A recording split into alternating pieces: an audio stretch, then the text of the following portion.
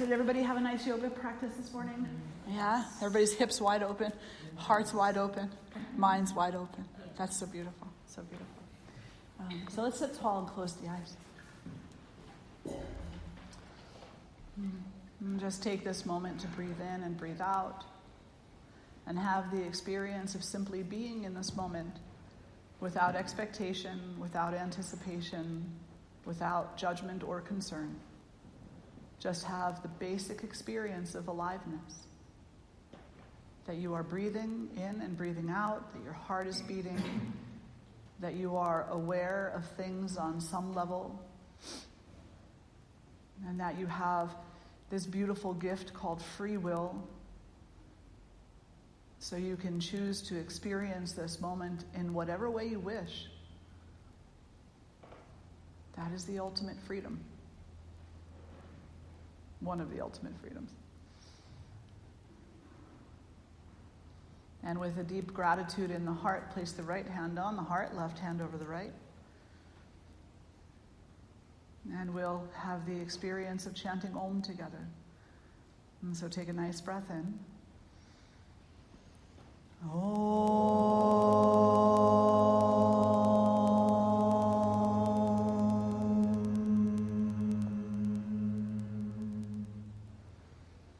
Bowing the head toward the heart, acknowledging all that is. And draw the face to center. Release the hands. So we'll start today's conversation off with a little bit of math. I don't know how this is going to work, so we'll see. So there are approximately 7.5 billion people on the earth. And in any given second of time, each one of those people is having how many experiences do you think? Yeah, a lot, right? So in one split second of time, a person can be having a number of different experiences. So let's just say for simplicity, 3. So in 1 second, 7.5 billion people are each having 3 distinct experiences. That's 22.5 billion experiences every second that happens. Is that not crazy? We can't even begin to really wrap our head around that. And what does it mean? Well, it means that there are, in any given second, if that second is limited to 3 experiences per person, that in any given second, there are 22.5 billion different ways to experience this life. And that's based only on humans, not any other perspective. So if so many different perspectives are possible in any 1 second, how is it that any one of us knows everything about experience, about how experience should be interpreted, about beauty, about anything? How is it possible? When we are living this life, one of the possibilities, one of the potentials that we encounter is that this life is much bigger than what we anticipate it to be. That it is far more inclusive than our mind can allow. That it is far more, it has far more potential to teach us, to support us in opening up to a greater, more inclusive truth. But first we have to put down the idea that our understanding through our experience is the only way to understand things and the only way to see things. We need to hold space for the other 22 billion, you do the math, experiences that are potentially happening every second. When we look at that number and we associate it with the experience of being alive, it brings a certain humility to us. A certain way of saying, wow, I guess in the bigger picture of things, I really could keep my eyes more open, my heart more open. Maybe I do have a little more room to consider the fact that your life experience and your life experience and yours and yours and yours and yours and yours and yours and yours. And everybody's life experience has a uniqueness to it that I may never understand, but that I can certainly empathize with. Because the one thing that I can be fairly certain of is that every life experience includes at least two things: suffering and healing. And that the reason we suffer and the reason we heal are extremely diverse and multi-layered, like any great onion is. But if I can just look at the reality of the existence of suffering and the existence of healing, then I can begin to open myself up to a greater, more inclusive presence in my own life.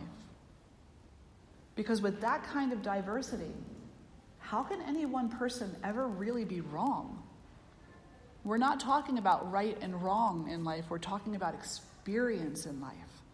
And experience is either limiting a lot, limiting a little, or limiting less and less and less and less, depending upon how much we are truly embracing our freedom and our free will.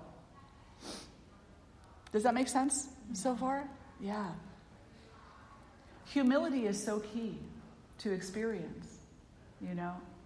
Humility is so key because we're only ever looking at things from one or two perspectives. And those are typically the perspectives we prefer.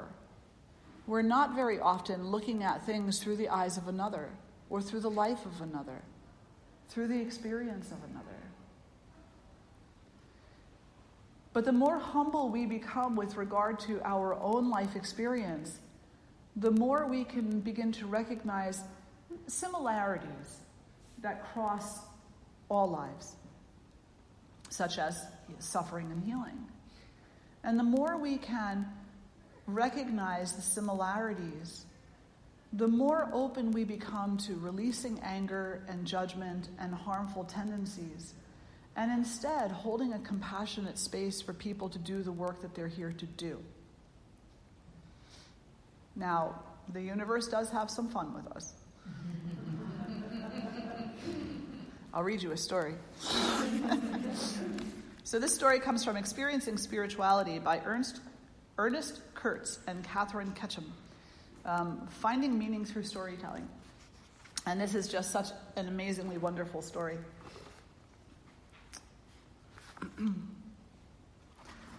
A big, tough samurai went to see a little monk. "Monk," he said, with a voice accustomed to instant obedience, "teach me about heaven and hell." The monk looked up at this mighty warrior and replied with utter disdain, "Teach you about heaven and hell? I couldn't teach you about anything.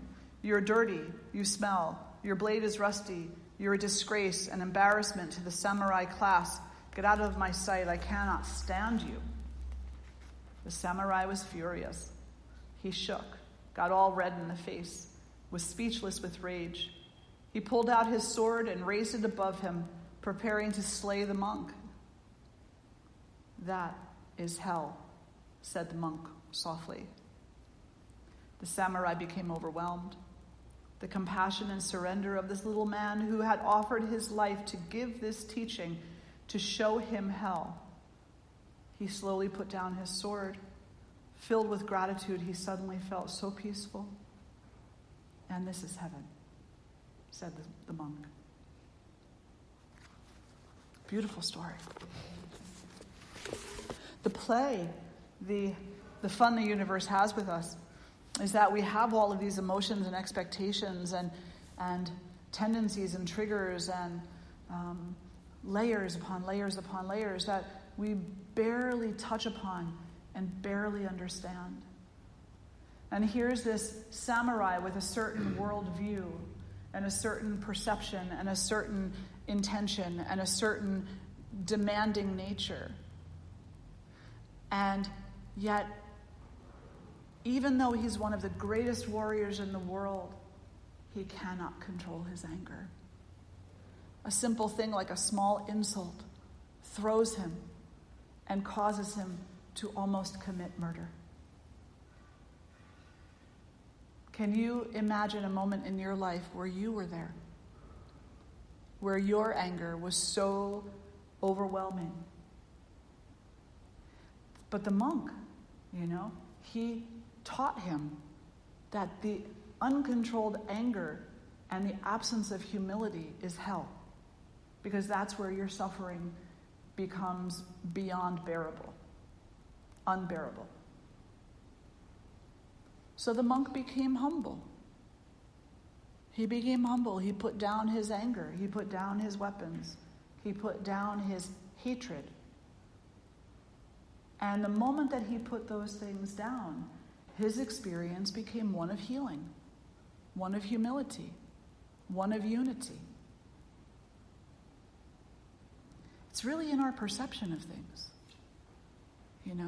How willing are we to learn about where we are out of balance, off kilter, harboring passive-aggressive tendencies? And can we put those tendencies into some form of resolution so that we can experience more humility, more humbleness, and thereby life opens up to us in a manner that is not only grand and amazing, but full of wonder and curiosity. I can only imagine in my limited mind what that samurai went on to learn about himself and his life, given that one moment of humility. So the universe has fun with us. The universe hides the truth and then reveals the truth. And the universe sometimes sends, I don't want to say consciously, but as a patterned happening, experiences our way that we have every opportunity to open up to. Every opportunity to open up to. And it's completely our free will that dictates whether or not we open or close. Whether we see through eyes that are more expansive or through eyes that are, limited greatly, and held down by the idea of suffering. So today's session is called, Experience as Spirituality. And in order to kind of continue this discussion and bring everything together is to say, what is spirituality? And so many people have tried to define the word spirituality. They've tried to set it to a method or a recipe or an A, B, C, D, E. And if you can check off all those boxes, you've got it. Spirituality is you being alive, period. There's no other requirement than you being alive. You are alive. You are having the experience of aliveness. Therefore, you are spiritual. Whether you want to be or not. Whether you like it or not. And there is not one thing about your aliveness that escapes your spirituality. So you can't just be spiritual from 6 a.m. to 8 a.m. while you're meditating. And then the rest of the day you are aspiritual. It doesn't work that way. If you are alive and breathing, you're spiritual. If you are alive and breathing, you are part of this greater universal amazingness. And you don't have a choice. And particularly in yoga, because in yoga you just go on and on and on. So even if you made the choice to end this life, you would still come back again. So your spirituality continues on and on and on and on and on eternally. Into and beyond your liberation. Into and beyond the moments that are easy and easily understood. Into and beyond your suffering. Into and beyond your healing. Into realms that we can't even begin to understand, but we can certainly begin to imagine. That's why we have this imagination. In yoga, in the Vedantin teachings, it's called the great imagination. The great imagination. And it is a gift. Because we can imagine ourselves into suffering, into illness. We can imagine ourselves into healing and into wholeness. We can imagine ourselves any way we want to be, because that's what this realm is. It is one big imagination. It is your imagination in your 3 experiences in every single second that you are alive. And it is the great imagination of the other 7.5 billion people who are having 3 experiences in every single second. 3 imaginations in every moment. That's a lot of imagination. Now, if imagination was a resource, which it is, but let's just say everybody knew that. If imagination was a resource and we all came together and said, okay, let's use our imagination to heal this world. Can you imagine the creative solutions that would come out of that? Can you imagine? It would be like the blink of an eye, and things would be set in another emotion. I don't want to say right, because right and wrong is just so subjective. But things would be set into another way of being that could potentially look more profoundly at the benefit of all living beings and the earth herself. If only we had more faith in our imagination, in our problem-solving abilities, in the power of our experience of this life to actually make a difference, to actually be the difference, and to embrace the change, to embrace each other. So spirituality is just, it's aliveness. I don't want to say just, it's aliveness. It is the power of your aliveness. Spirituality is the power of your aliveness, and so therefore you're always spiritual 24/7 without exception, whether you're awake or asleep or ignorant or wise or here or absent, present or distracted. It is all your spirituality without exception. You cannot step off your spiritual path and onto your spiritual path. You can only have another imaginative experience within your spiritual path. Does that make sense? So it's kind of like saying, well, 35 years ago, I discovered yoga and stepped onto that path. Actually, no, you didn't step onto a path. Your path just shifted and altered a little bit to include what you think you just discovered and all the ideas and contemplations that went along with that. You never stepped onto or off of anything. You don't jump on the wagon or off the wagon. You keep taking the wagon. But maybe in this moment, you've got a mountain scenery. Or if you're looking to the left, you've got the ocean. And if you're looking up, you've got the sky. And if you're looking down, you've got the earth. And if you're looking straight ahead, you've got the road in front of you. And if you're looking back there, you've got the road behind you. So your path is not about what you get on and off of. Your path is about where you're looking and what you're looking at and the quality with which you are looking. Let's do another story.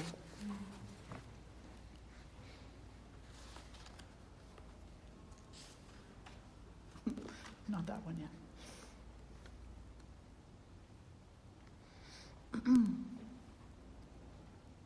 It's here. Where did it go?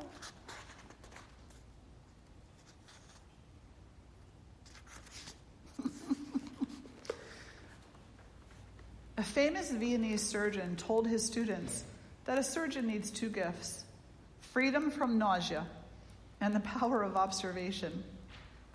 He then dipped his finger into some disgusting fluid and licked it, asking each student to do the same. They steeled themselves and succeeded without flinching. Smiling, the surgeon announced, "I congratulate all of you on passing the first test, but not, I'm afraid, the second, because not one of you noticed that the finger I licked was not the same one I dipped into the fluid." I truly love the stories in this book. They're just amazingly insightful.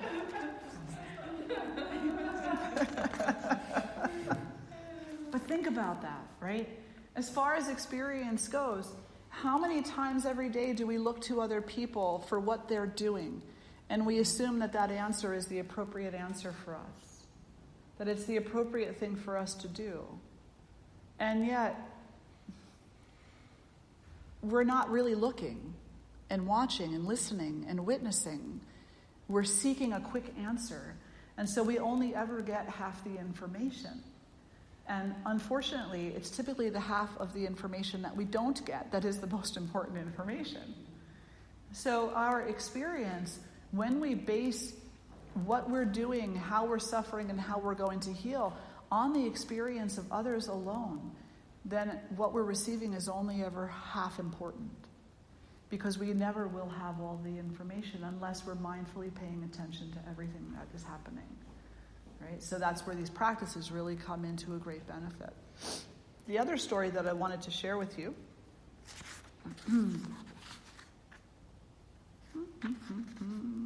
I had it open to the page, and then of course it closed. And I suppose I should just take that as a sign that that's not the story I should read right now.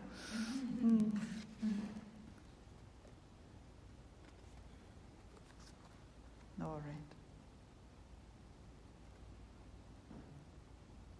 So here's another then.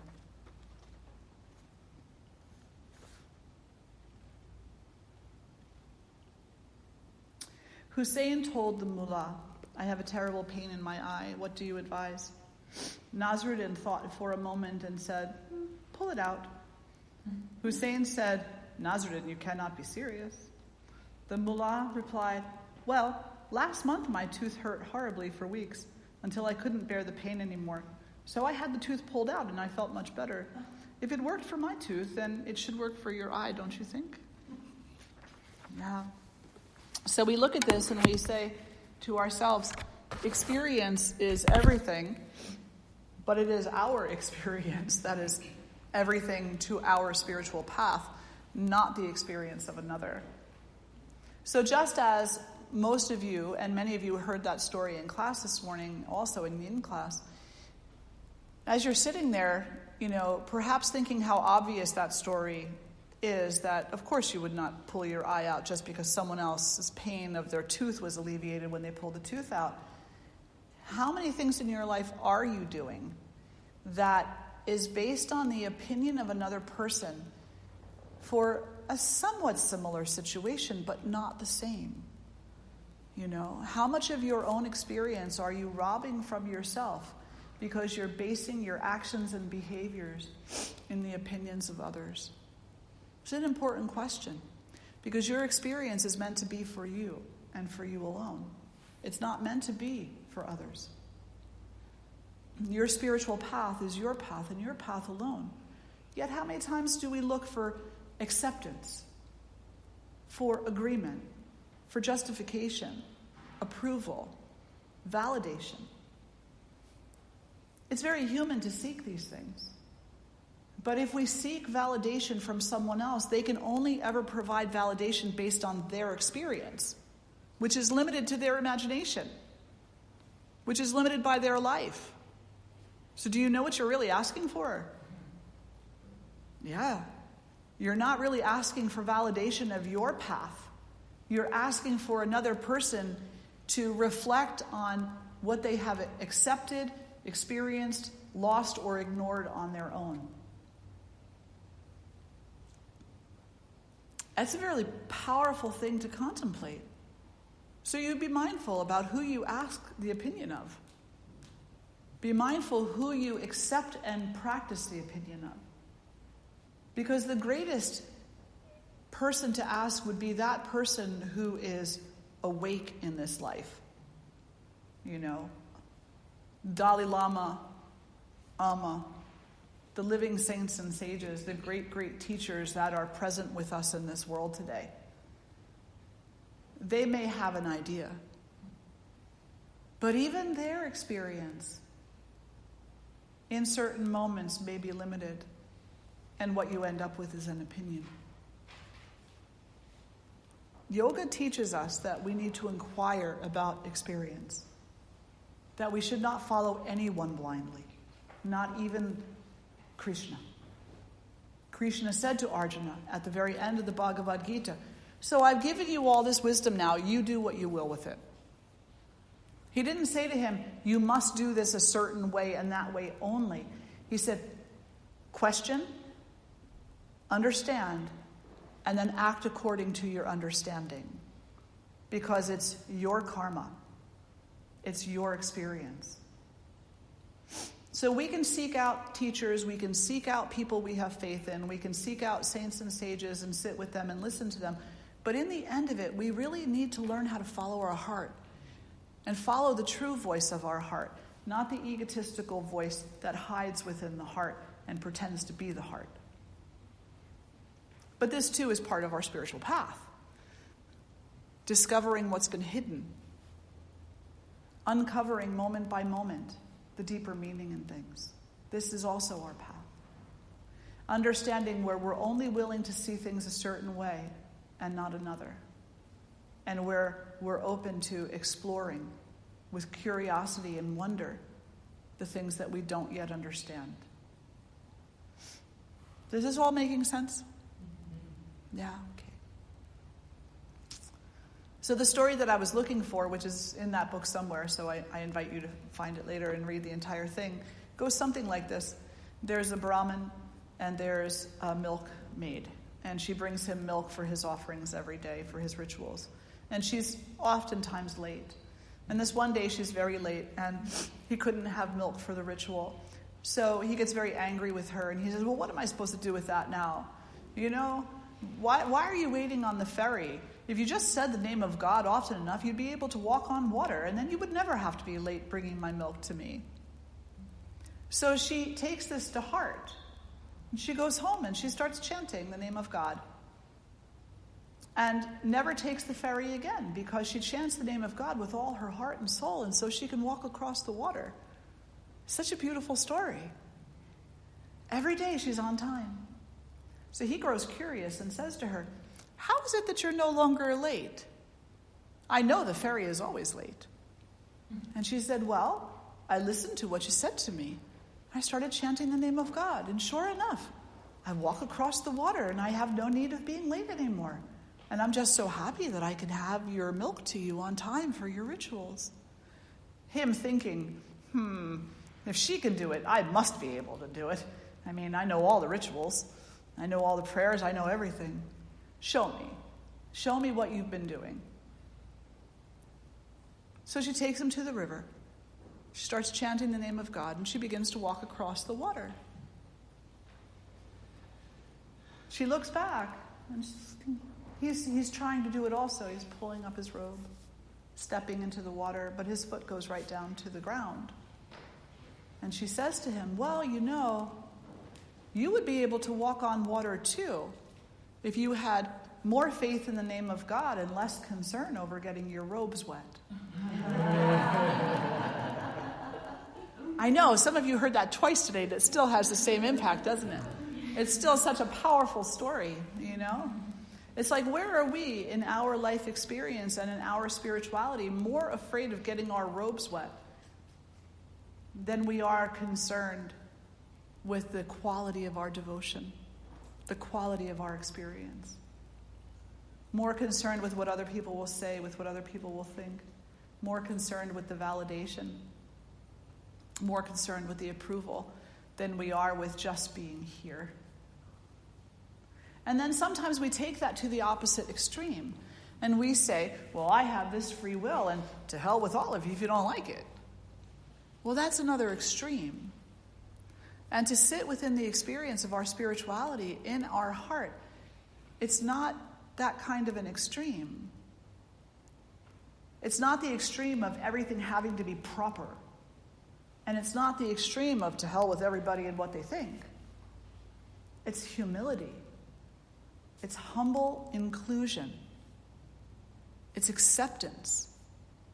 It's saying, whatever work I am meant to do in this life, I'll do it. No matter what it is. If it's washing the toilets, pulling the weeds, teaching yoga, as if yoga can be taught. If it's feeding the hungry, if it's leading, if it's following, if it's bowing down, whatever it is, I'll gratefully do it. Because I understand that it is not the action itself, but the quality that I bring to it that brings forth my spiritual nature. So You can sit on a throne and still behave like a jackass. Correct? And you can sit in the sewer and behave like a saint. So, the experience of life is not the station you hold necessarily. It's the quality that you bring to it. And it's a 24/7 thing. It's not when you prefer it to be.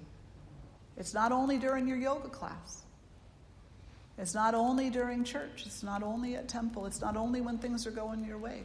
As a matter of fact, I would even suggest it's probably more when things are not going your way, because that really brings out the qualities that you have cultivated skill at. It's very easy to love and be all happy, happy, joy, joy when things are easy. There's no challenge there. No challenge whatsoever. You don't need any skill there to feel satisfied. No skill whatsoever.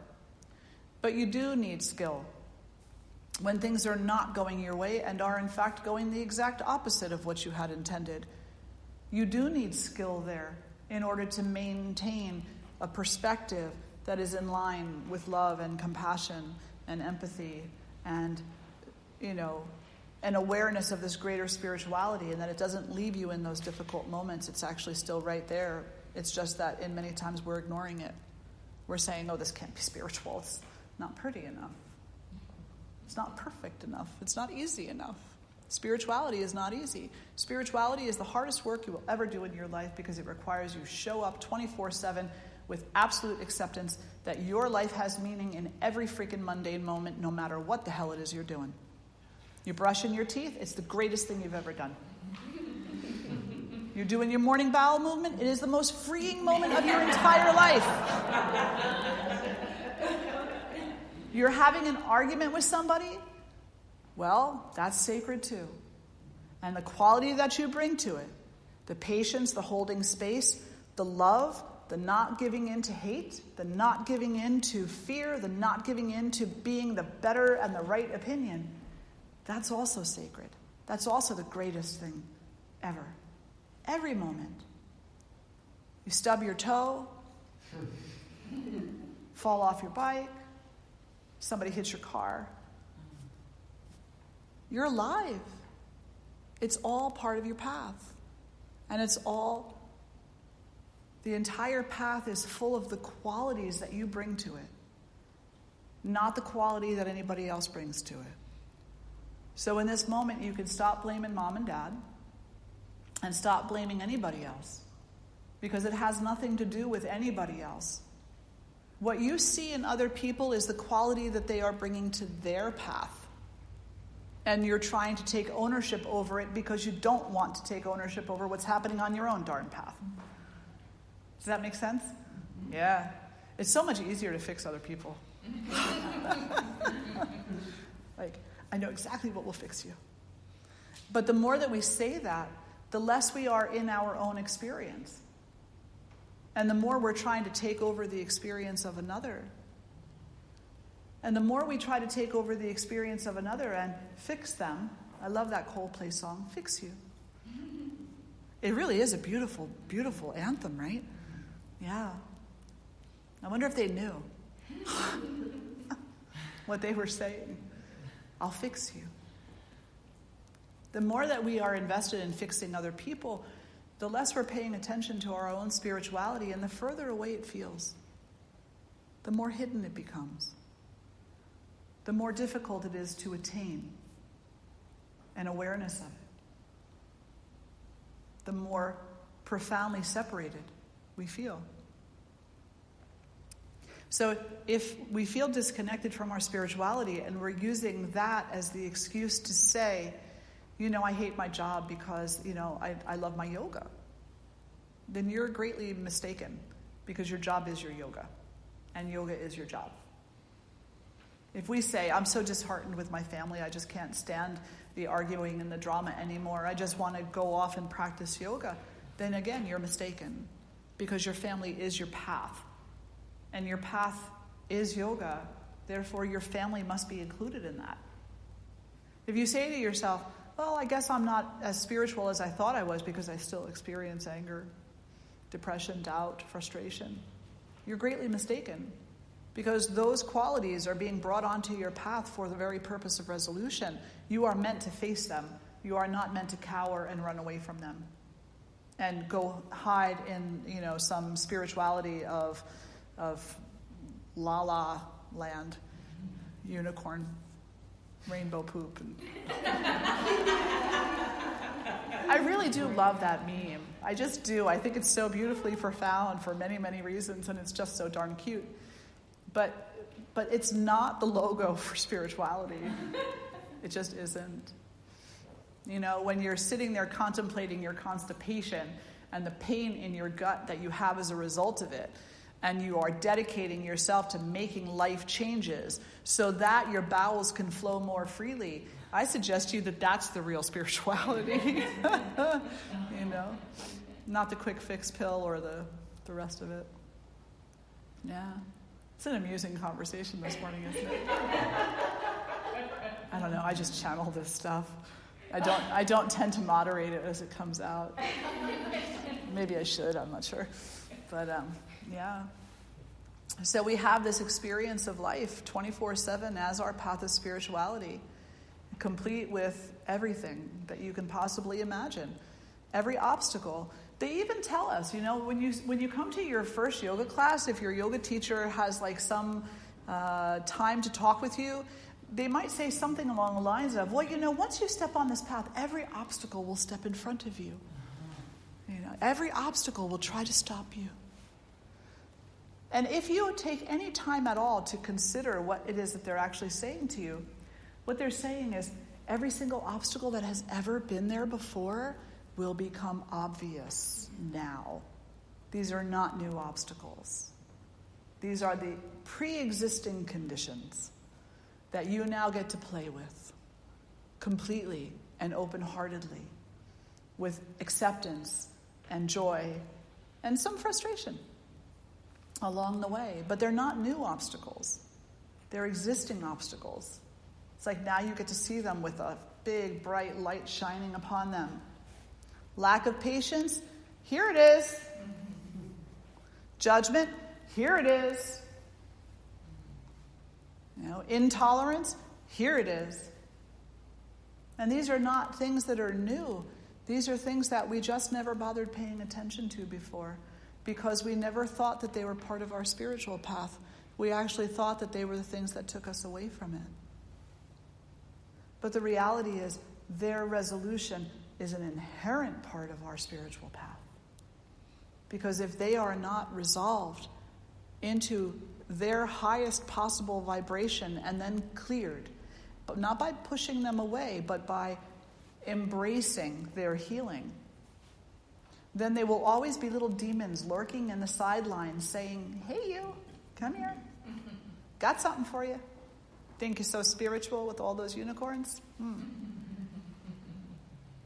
I do love unicorns. And there's a movie coming out called Upwards. It's like Pixar or something. It's a kid's movie. I think it's Upwards, where they have the unicorns. Oh, they're not nice. They're actually rather nasty. The kid comes out the door and his cool friend is hanging out in the van going, "Yeah, we're going on an adventure. I see you packed us a lunch." He's like, "No, it's not a lunch." This is the preview for the film, right? He goes, "No, it's not a lunch. It's garbage." And he goes to throw it over in the garbage, and there's two unicorns there picking through the garbage, and the one unicorn looks up at him and hisses at him. And I was thinking to myself, how utterly perfect. So many people are going to be so upset by this. Totally, right? Because the reality of it is that it's just a mythical creature. It's not your logo. Your life is your logo. And the quality that you bring forth in your life is your logo. So what quality are you living by? The quality of hiding from the difficult moments or embracing those experiences as having so much potential. So much potential. So much that in every single moment, you, in and of yourself, are wise enough, clear enough, spiritual enough to find freedom. To recognize that all these obstacles that have been in front of you this whole time are just filled with purpose and meaning for you and learning opportunities. Not one of them is the be-all, end-all of who you are. Not one of them is the defining factor of the meaning of your life. Not one of them holds the key to your freedom. But you hold the key when you look at the obstacle and recognize it for what it is. So often we put the value of our freedom into something or someone else's hands. And we set ourselves up for the concept of success or failure. And failure is brutal. It is brutal. I failed at my spiritual path. What does that mean? Are you still alive? If you're alive, you have failed at nothing. If you're dead, you have failed at nothing. You've just been alive or died. But if you're still here in this life, investing in this life, then how is it that you're failing at anything? You're just having an experience, and that experience is either full with wonder, creativity, appreciation, gratitude, or it's full of the opposite. And that's your choice. That's absolutely your choice. But a few things that you should understand is that the quality that you fill your life with is what will absolutely influence the way you see everything that comes to you from this moment forward. So if you fill your life with a tendency to try to escape from the things that are uncomfortable, then you will find so much discomfort in this life, you will probably not be able to handle it very well. But if you allow the quality of patience and the cultivation of skillful waiting and deep faith, then I guarantee you that your life will have a different experience to it. You know? If that's what you bring into this life and onto this path, if you actively invite it, then the uncomfortable moments won't be so uncomfortable. And the uplifted moments will be everywhere. Everywhere. Because you'll even see a sense of upliftedness in tragedy. You'll see that tragedy happens for a reason. And it's not a human reason. It's a spiritual reason, which requires a strong imagination and a skill to stay with that and not give in to doubt. Somebody asked me, they said, you know, most everybody is aware at this point that my husband passed away recently. And I miss him every day. You know, I just can't even, there's no words. There's just no words. But somebody asked me once, they said, you know, how can you even go on now? You were both so connected. You were both so just like right there with each other. Isn't it hard to go on? And that was a difficult question to answer because we have to remember as teachers, as therapists, as people who are spiritualists, whatever label you want to give yourself, people are going to take what you say in a certain way according to the quality that they are manifesting in their own life. So that means that most people aren't going to understand you. How can they? It's not in your favor that they're manifesting the same exact quality that you are in the same exact way. So I thought about it for a moment and I said, well, there's a few things, at least, that I experience about my going on in this life, my continuation, if you will. I will never get over the death of my husband. But what I can do is recognize that his work in this life was so profound. And he completed it. And I'm happy for him. That he completed the work he was meant to do. And it was his time to go. And his going, and the quality of his going was part of his work. So how can I continue on? Because everything that has happened in my life and on my path, from the moment I arrived in this life until the moment he died, prepared me for everything that would follow. His death wasn't a curse, it was a blessing. It was saying, you're ready. My husband was my greatest teacher, and he still is. And there's a saying, it says, when the student is ready, the teacher appears. There's an even better teaching. It says, when the student is really ready, the teacher disappears. Yeah. And when it comes to my husband, his physical body has left me. But he's with me always. You know? In your own life, every single thing, every experience that you have had up until this very moment has prepared you for this moment. And you can't pick and choose. It's not only the fancy stuff. It's not only the good stuff. It's all stuff. It's the up and the down and the in and the out and the roundabout. It's the everything. Everything that you have experienced has prepared you for this very moment. Be awake to that.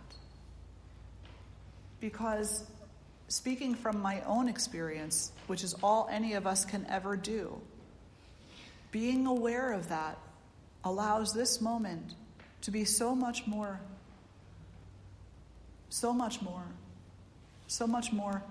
tender, so much more profound, so much more abundant.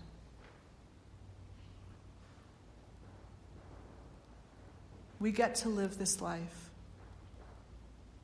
We get to have these experiences. We get to. It's a blessing. Even in the challenging moments, it is a blessing. And every single moment is a path to God, to unification, to reunification, to remembrance, to consciousness, whatever you want to call it. They're just words. And words cannot express what's here. So we say, well, but I need to express that. I need to know it some way. So we try to put a word to it. But light to me might mean something different to you. Consciousness to me might mean something different to you. God to me might mean something different to you. Some people cringe at that word. It's like the newest 4-letter word. God. Yeah. Actually, good is probably the new 4-letter word. And so just to make sure we'd never get tired of saying God and put it into that perspective, they took one O away. And they said good. God. God is good. With one less O. Because that O went to Om. I don't know, I'm going to stop there. It's just getting beyond me now. Yeah, so this concept of experience as spirituality, it requires you to develop skill. It requires that you look at life inclusively, with all moments and minutes and hours and years having a meaning for you, a purpose for you. In our yoga classes sometimes, not our yoga classes, but in yoga sometimes, when I have been in classes elsewhere, I've heard the teacher say, all right, so this pose is a transition. It's meant to move you from here to there. You don't spend time there. There are no transition moments. Every moment is the reason. Every moment is the purpose. Every experience is potent. Every experience, even the ones that you think you can just fly right by, they matter. They all matter. Because they're all your path. How many of you have a garden path at home? Anybody have a garden path? Yeah. Right, so you're walking that path, and you've made the edges real pretty. Maybe you put a little moss down over some stones, planted a couple of flowers, right? And you walk that path, and maybe you walk it meditatively, or maybe you just enjoy the prettiness of it. But if there's one part of that path that is unattended to, is it not an irritation? If there's a weed, which we'll call an unintentional planting, if there's an unintentional planting cropping up, does it not irritate you because you have not addressed it? Totally. Well, that's what your path of spirituality is. It's this beautiful garden path, and all aspects of it need your attention. Otherwise, those unintentional plantings begin to grow very rapidly and start to obscure the vision of what could be. And what could be is you having a truer perspective, a more complete inclusivity, a greater imagination, a heart opening, a surrender, and a humility. I'll open it up for questions, reflections, and comments. Any questions?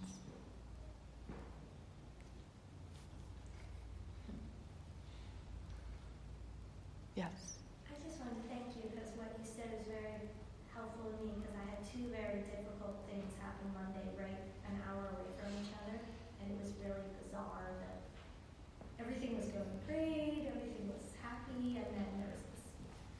Yeah. One was a tragic death of a young person, and one was an illness of a family member, but they were unrelated to each other, but they both happened Very to be close within together. the same hour, and they're both going to be long-term. There's no easy, they're long-term things. So I was just struggling with how to get my head around my heart around the whole thing, and keep doing everything I'm supposed to do every day, and be there for other people. So this was very helpful conversation. I'm so glad to hear that. And I'm very sorry for the loss and the challenge. But I also have complete faith that there is meaning there. And there's sorrow, but there's also very potent meaning there. Keep the heart open to that. And be sorrowful and grieve as you must, because there's health there. But in the same moment, celebrate that person. Celebrate that person, because their life had meaning and still does. And they were both a teacher and a student of their path. And that they have gone now means that they have learned whatever it was that they were meant to in this life. Yeah, absolutely. Thank you for sharing that. Anybody else? Any reflections? Yeah? Cal? So, I think what I'm hearing you say, which makes sense to me, obviously. So no matter what it is we're experiencing, whether it's something wonderful or something very challenging, there's no spiritual path, so to speak. It's just all, no matter what it is we're experiencing, that's our journey. That's it. Yeah. And your journey evolves and changes, like everything evolves and changes. Every day is different, right? We've got some really beautiful days right now. We had some really treacherous storms last week, right? But it's all time. It's all condition. It's all one following the other, one part of the other, one leading to the other. It's not that, the storm is something different than the nice day. It's just another variation of the same thing, right? The storm didn't just appear from nowhere. It was in the sky all along. The cloud doesn't just appear. It's in the sky all along. Your spiritual heart and what you perceive of as your spiritual path doesn't just appear one day. It's been in your life all along. Yeah. And how much we embrace that dictates to some degree, and potentially to a very large degree, how utterly unbearable this life is, or how utterly amazing and wonderful it is. And I don't mean the word amazing and wonderful like unicorns and that. I mean amazing and wonderful and full of love and purpose and sorrow. And full, where you give yourself permission to experience all of it.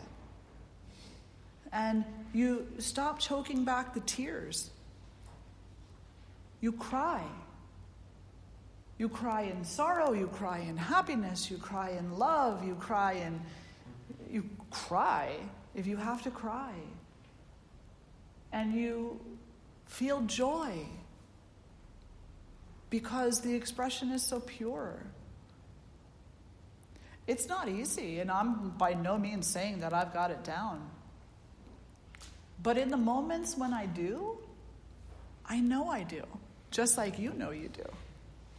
In the moments where you've got the skill, you know you've got the skill. Because you embrace whatever is in front of you, and your heart remains open. And when you don't have the skill, you know that too. Because the heart closes, and you can't stand the moment. But it's all the same path. All of it. Yeah, thank you, Cal, for reflecting on that. So one more story.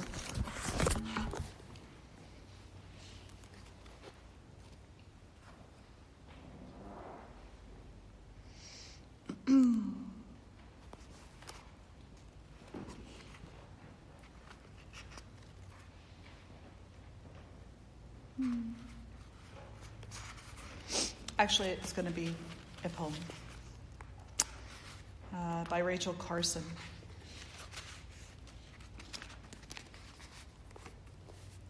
We lay and looked up at the sky and the millions of stars that blazed in darkness. The night was so still that we could hear the buoy on the ledges out beyond the mouth of the bay.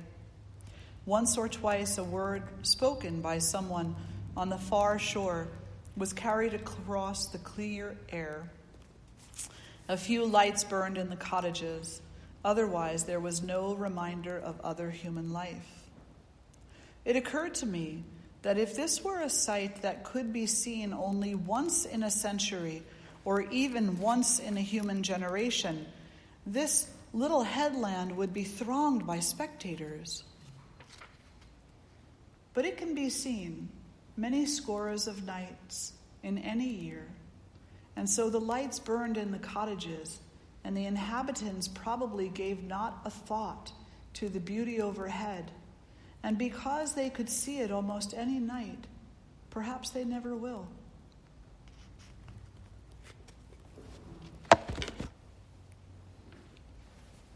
Gives me goosebumps.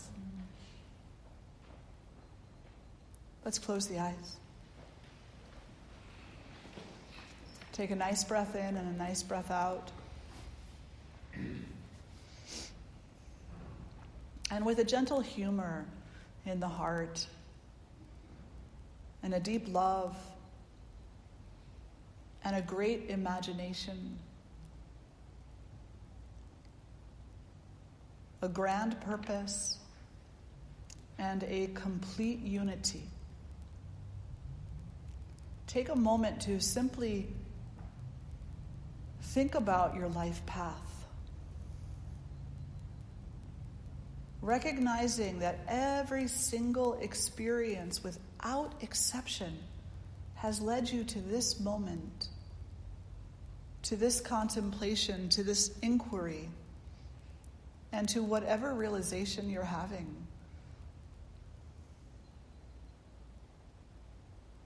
And that and this will lead you to the next. And so forth and so on. It continues. Take a breath in and a breath out. And placing the right hand on the heart, left hand over the right.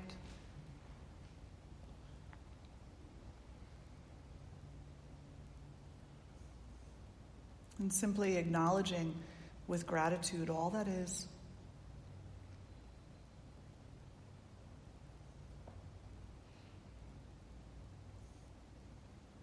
repeating after me. I am here. I am now. Beloved Mother, beloved Father, beloved One, I am. And I know this. And I will walk forward with that knowledge as my light, and with you as my guide. And together we'll share the experience of one beautiful Om. Take a nice breath in.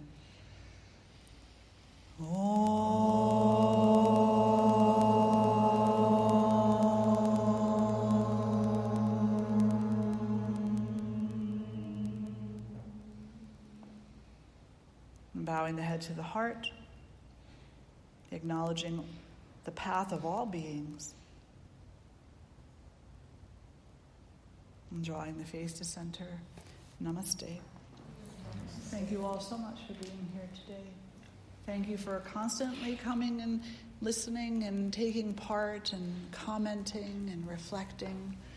And thank you. Thank you for being alive at this point in time, and for walking your path and for being who you are.